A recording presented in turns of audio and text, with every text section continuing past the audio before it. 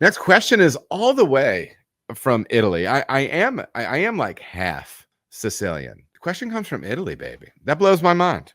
I love that stuff. Matteo on YouTube. Hello from Italy. I need to keg carbonate a beer that is probably going to sit in my basement for a couple of months with no CO2 attached. Should I put head pressure, like 10 psi, before storing, or treat the keg as a big bottle and then put serving pressure and crashing it prior to serving?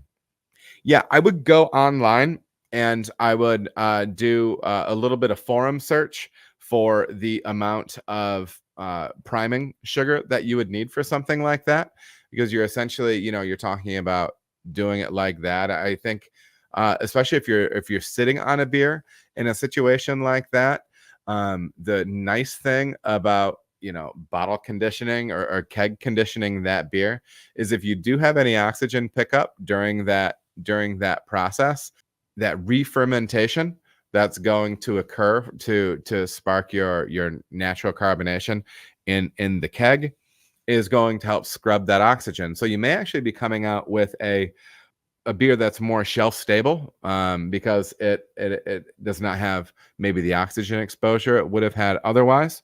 Maybe you might have some finer bubbles on there too. So yeah, that would be my recommendation. And also I would give it a little bit of a jump start. I know I've had homebrew kegs before that don't seem to want to hold much pressure or can drop pressure or whatever. Maybe keeping a little gas on it, maybe gassing it up a little bit so you can get the beer transferred on top of your priming solution. I would purge it personally as much as you can, right? Get it transferred, seal it up, and then maybe give it a little jump start up to 10 on its own, just so you can make sure that everything is tight and sealed with that keg.